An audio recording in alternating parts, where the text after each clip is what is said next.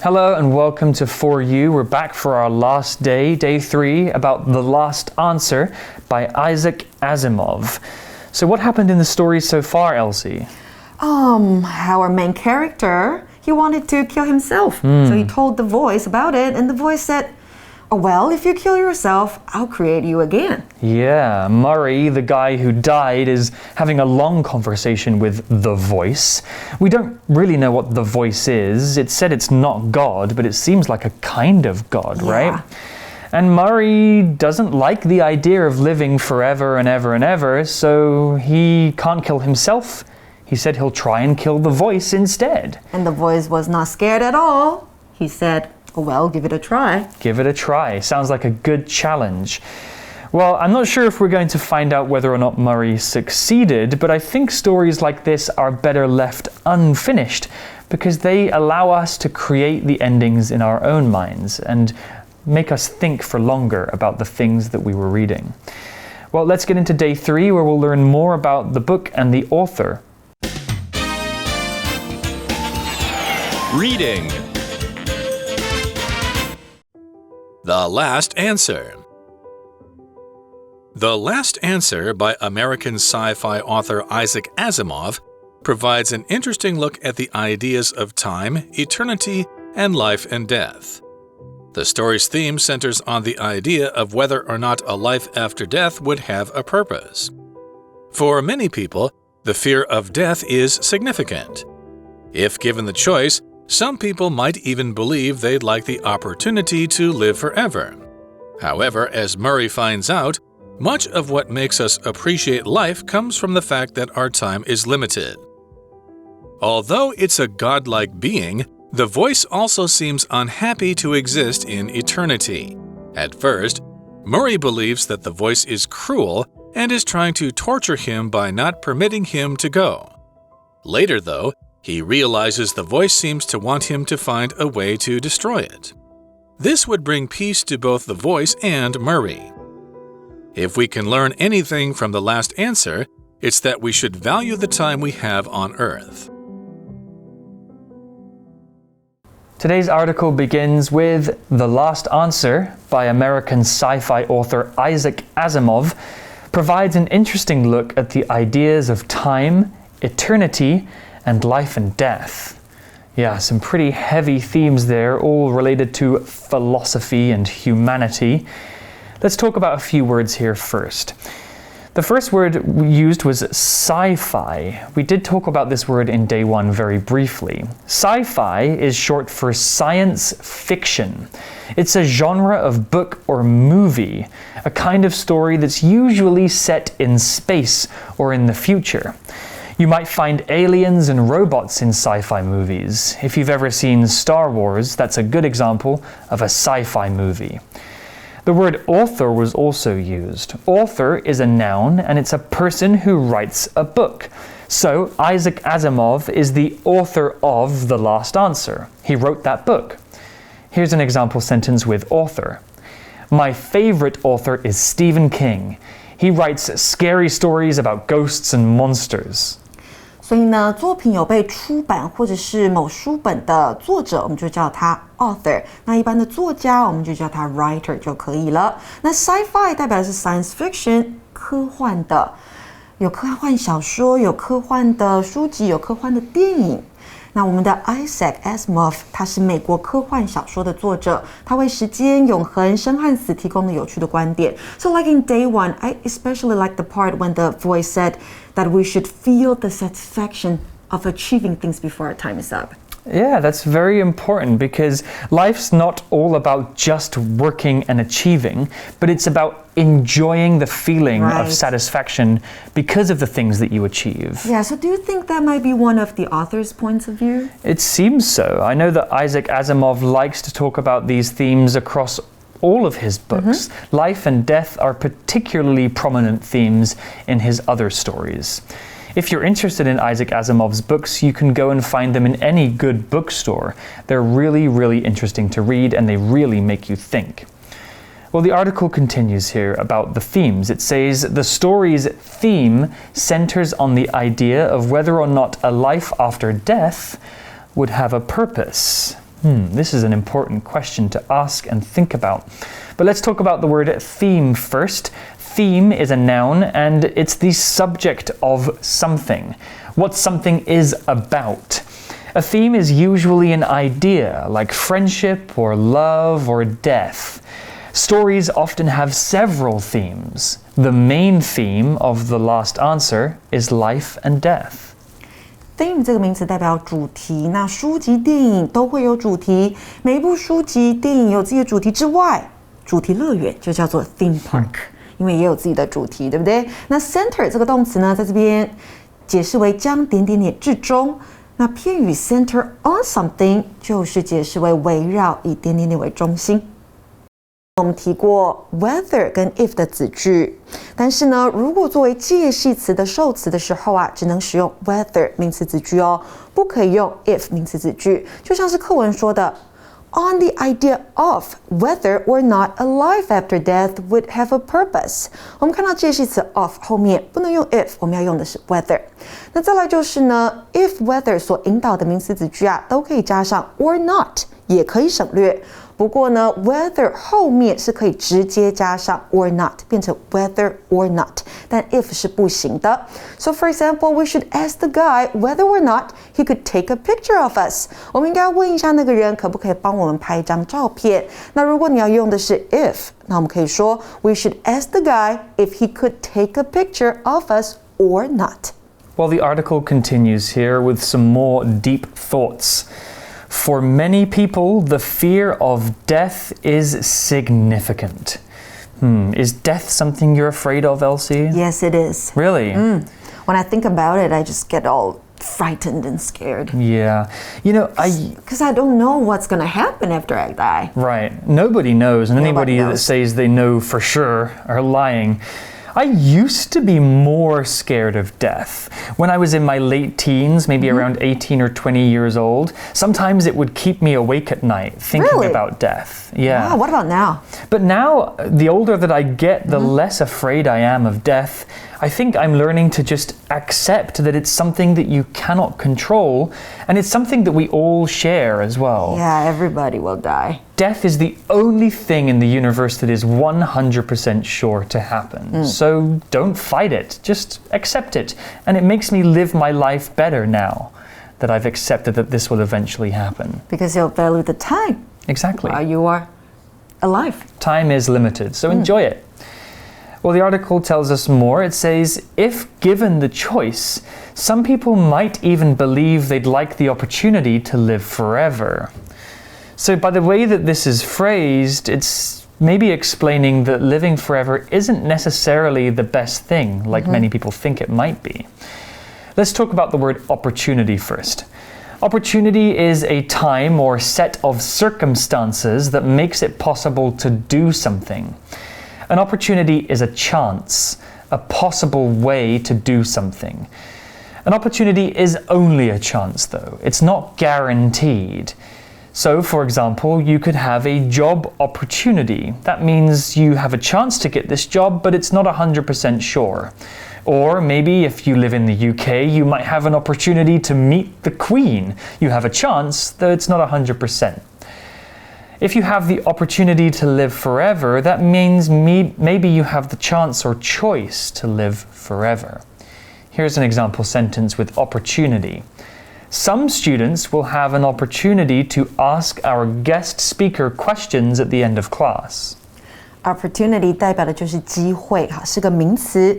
Have the opportunity to do something， 那就是有机会去做某件事情。那如果我们要给人家一个机会，我们就用到 give 这个动词 ，give somebody an opportunity。那人家给你了机会，如果你不幸搞砸了或是错过了，你可以说 miss an opportunity， 错过机会，或者是 mess up an opportunity。搞砸了一次机会。那课文说到呢，有机会选择的话，有些人可能会想要 live forever。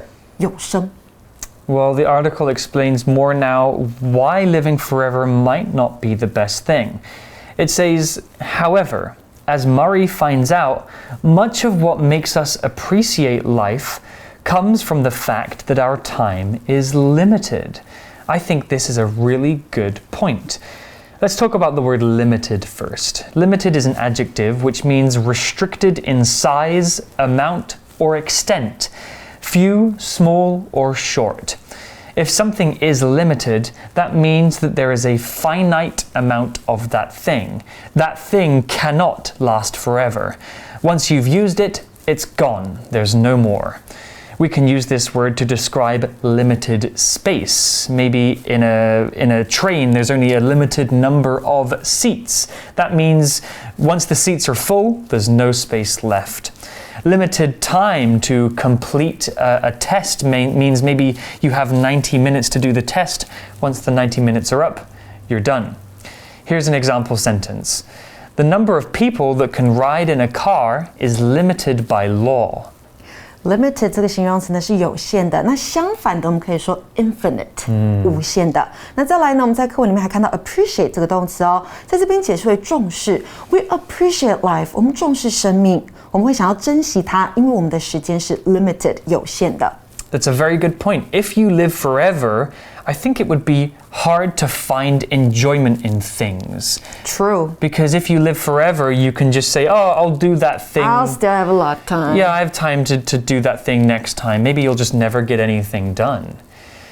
Well, the article talks more about this mysterious figure in the story. It says, although it's a godlike being, the voice also seems unhappy to exist in eternity. 这边看到 godlike， 我们好像在 day 1还是 day 2的时候有讲过，像点点点一般的。那虽然这个声音像神一般的存在，可他好像也不开心。So the voice isn't happy about existing for eternity. The voice isn't happy. And Murray realizes this, and so he does not want to exist for eternity either. Right. That's why he wants to kill the voice. Well, the article continues. It says, at first, Murray believes that the voice is cruel and is trying to torture him by not permitting him to go. The word cruel, spelled C-R-U-E-L, is an adjective and it's a pretty terrible word. To be cruel means that you enjoy causing pain or suffering to other people, or you feel no concern about making other people feel bad or feel pain. To be cruel means to be mean, really mean, making other people feel bad or feel pain because you just don't care. Maybe cruel people even enjoy making others feel pain. Here's an example sentence with cruel. The cruel boy locked his sister in the closet for hours because he wanted to scare her. Cruel, 残忍的。对, so don't be cruel to people. Don't be cruel. What about torture? Torture is another very scary word. Torture is a verb which means to make somebody feel pain. Sometimes people might torture somebody to make them say something or to make them tell them some information. But some cruel people might just torture for fun. Don't torture people, it's terrible. Torture 就是折磨。那我们这边的男主角呢，他觉得 the voice is cruel and believes the voice is trying to torture him because he's not allowed to leave. He has to stay there. Yeah, when we use the word torture, we can think about it in two ways. To physically torture somebody means to cause them physical pain by hurting their bodies. Or psychological torture. Yeah, mentally. Which means to really damage somebody's mental health, to make them feel very, very upset. We also saw the word permit, which is a verb. To permit means to officially allow somebody to do something, to let somebody do something. Permit is a more formal word than allow or let. To permit means an authority has said, yes, you can do this. A permit, which is the noun form, notice the difference in stress. The verb is permit, the noun is permit. It is a piece of paper that lets you do something, like go hiking in a special place. Here's an example sentence with the verb form.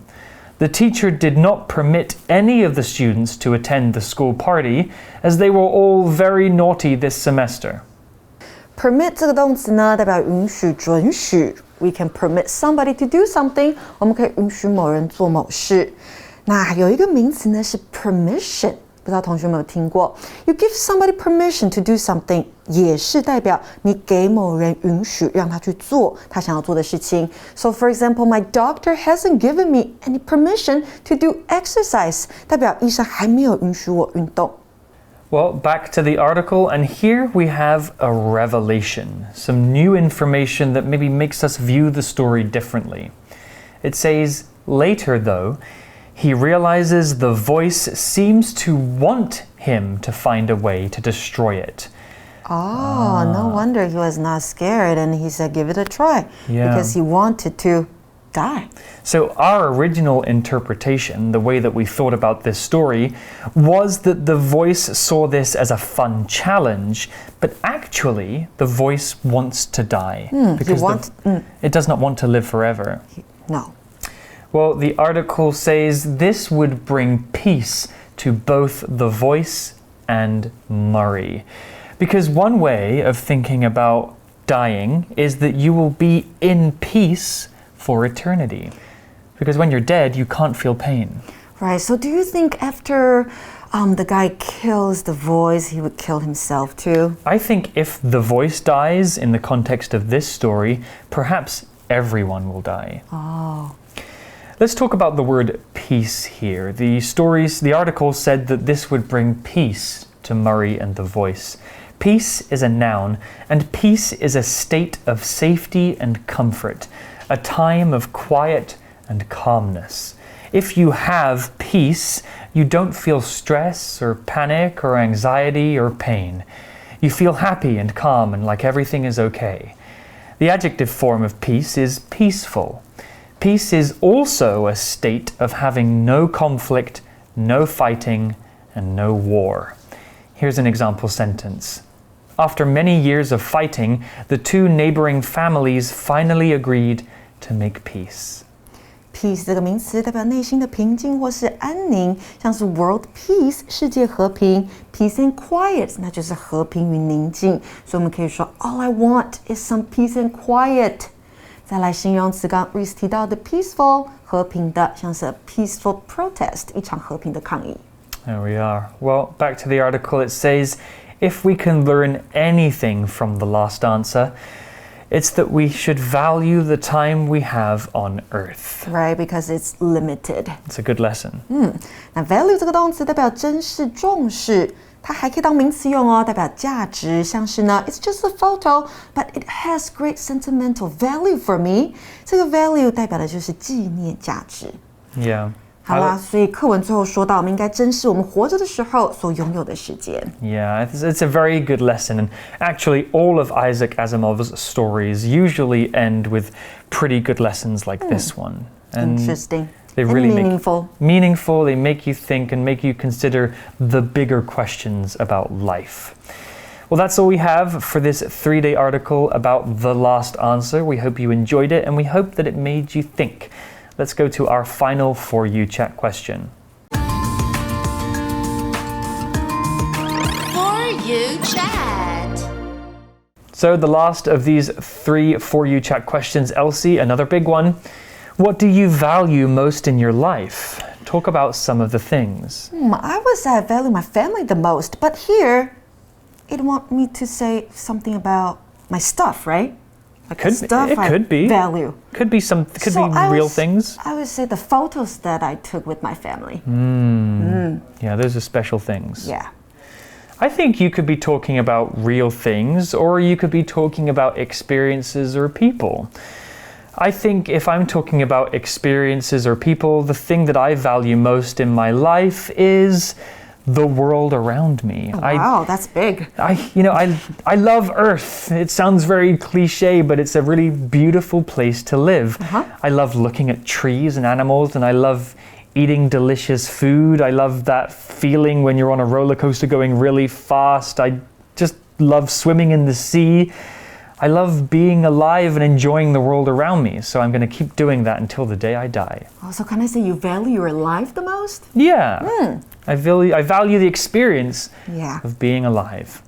You guys can think about this question too. What do you value most in your life? It could be a physical thing. It could be a memory. It could be an experience. It could be a person. you can talk about that with your friends. That's all we have for now. Take care and keep living. Vocabulary Review. Author. I think this book's author uses too many hard words and doesn't focus on the story enough. Opportunity. Ethan had the opportunity to go on vacation during Christmas last year, but he didn't take it. Limited. My money is limited right now, so I'll just buy the cheapest thing at this restaurant. Cruel. People know Regina as a cruel person who will hurt anyone to get what she wants. Permit.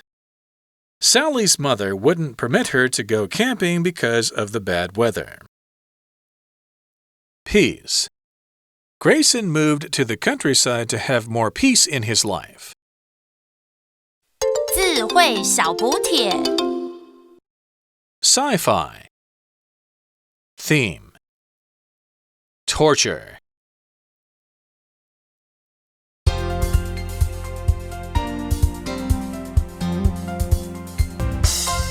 以上节目是由活用空中美语制作，活用空中美语杂志，请洽询全国各大书店。